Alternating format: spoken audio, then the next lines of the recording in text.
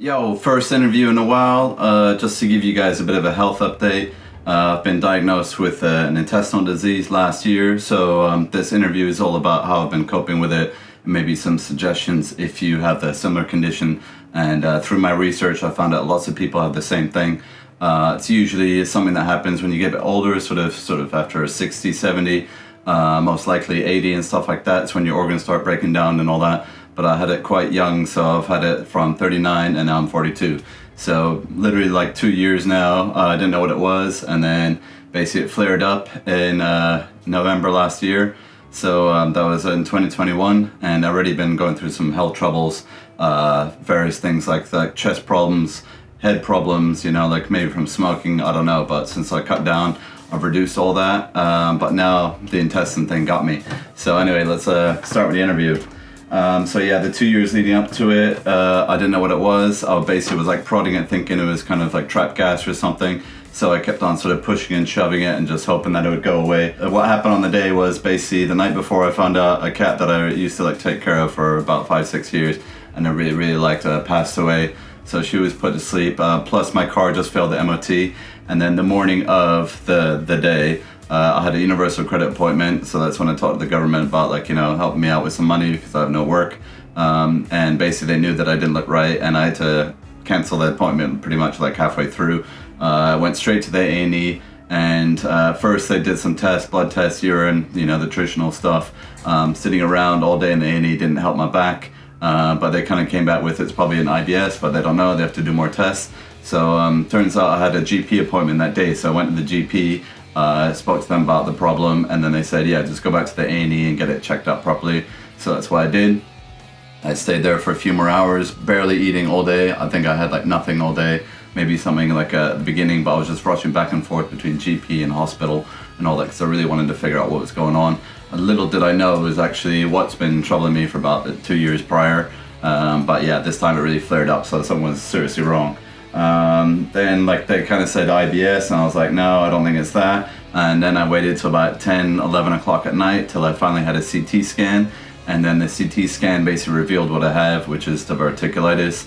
But then no one actually spoke to me for another hour. So I was in the hospital bed waiting for a doctor to diagnose me, give me his prognosis, whatever. And basically he told me what he thought and was going to put me on antibiotics straight away.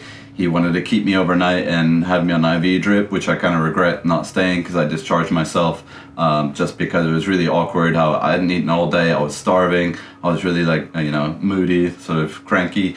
And in the room with me there was like some dodgy people with some serious problems. There was one guy coughing up his guts, another guy was brought in after his surgery, I think like one guy had brain surgery, it was all just like crazy. So, and I had Louis, my cat, with diabetes at home, so he needed his insulin. So I just figured like, look, I just got to get out of here, in hindsight, wish I stayed. Probably would have been better for treating it sooner, but they gave me antibiotics, so I was on my way, and I figured, I could just like figure this out myself with research. Wasn't that lucky, and now 8-9 months later it's still going on. That's why I'm doing this interview. I've been putting this off for a while, but I'm doing it now. Anyways, so yeah, just to give you details what it is, it was an inflammation of the lower left quadrant. It's known as the LLQ, and that's basically the last part of your colon before it kind of like turns into the colon. So the colon is this bit, but all this is classified as sigmoid colon, basically this area, and it's the curve that basically all the food goes around and pushes through. Now, there could be a few reasons. Could be genetic, could be I pass out a lot on that side, so I'm always putting constant pressure on it. I don't really know to this day. I try not to stay on that side too long because it does aggravate it. But yeah, what they are is microscopic hernias. So I only found out 3 months later what they look like because that's when they did the flexible sigmoidoscopy, if you know what that is. So that was a camera up the butt. Not a fun experience for me. Induced enema, at least it was all ladies, no guys present, but it was still really awkward. Like when they first put it in, they didn't even tell me I had gas there.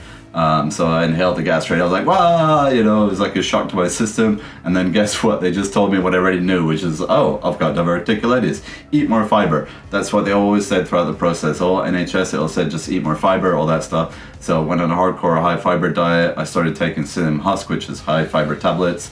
Went through a string of probiotics, sort of 2 courses, 2 bunches of tablets pretty much. And that's also what a dietitian who I eventually saw recommended. But again, that wasn't a cure. He even said eat kiwi fruit a day.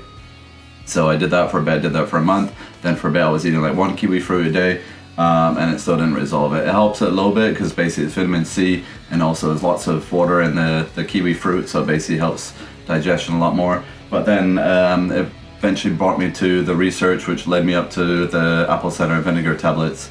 And so yeah, I found some lady on YouTube, and she was recommending it. So she was saying like raw apple cider vinegar. I tried that for a little bit, but it was so nasty. I was doing shots of it in the morning. Oh, that was horrible. But the tablets are much better because you don't really taste them and all that. You can smell them a bit, but it's just, it smells like apple cider, so it's not too bad. And then once you take them in, I'm basically on 1 a day. They say worst case scenario 2 to 3 a day, but I stuck to 1 for the past few months, because it just helps it feel, it eases everything. And once I take them with a bit of fruit, then it's kind of a lot better. But I kind of struggle in the mornings nearly every day, just like because I stay standing because of my back. So I stay standing for the first 1 to 2 hours of the day. And then, obviously there's a bit of pressure there. There's usually a quick movement in the mornings, and I recommend 2 to 3 movements if you can in one day. That really helps, just to keep everything sort of moving. But yeah, that night I was so hungry, so I gave Louis his insulin. I had half a kebab because I was communicating with my brother, who was waiting for me to see what the updates were, and he left the kebab. So the whole thing was a very slow healing process. I tried many different things. I just felt like the NHS and the main GPs and doctors didn't really know the condition very well. And then even when I did see the dietitian, I told him, so look, man, I recommend these tablets. I tried all these other ones. They didn't really do much. So it could be the gradual healing process as a whole, but I just couldn't wait. I'm very impatient, like that. And I even waited a whole month from not going to the gym, which was a real struggle. I tried to basically go to the gym after a month, and I just lifted up my gym bag, and then I pulled my back, so I left it for a couple more days. I froze my account, and then eventually I started getting back into it slowly, bit by bit, and I can still feel it pinching sometimes now, which is not great, but I have to go to the gym every 2 days. I have no work, I'll go crazy, so I gotta do something. At least I work on my body if I'm not working for cash. Yeah. So what the dietitian also gave me was a poo chart. So I've been studying the poo chart and going through the soft and hard and medium stools and all that stuff. I gave it to my mom to look at, and then she scribbled all her notes over it, which didn't really help. But at least I have a good guide of stool more than ever before in my life. I have a better understanding of my internal organs and how digestion works, basically around the different areas and which areas can be affected. So I've become a bit of an expert at it. But yeah, it's an ongoing thing. Then I try and avoid stress as much as I can, because I think stress kind of aggravated a lot of it. So basically shouting at people and stuff like that probably put pressure on it. So I'm trying to be a bit more chilled, a bit less stress, but I can't help, stuff that's happening. I've had a really bad month.